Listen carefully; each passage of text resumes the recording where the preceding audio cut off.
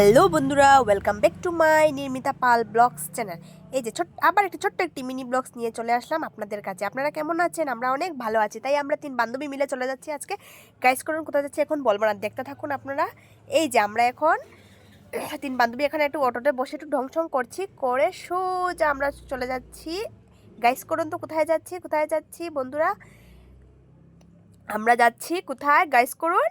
এই যে আমরা চলে এসেছি একটা রেস্টুরেন্টে। কিন্তু বন্ধুরা কি বলবো, রেস্টুরেন্টের কিন্তু নামটা জানি না। তোমরা যদি জানো কমেন্ট বক্সে এসে কমেন্ট করে যাবে, ঠিক আছে?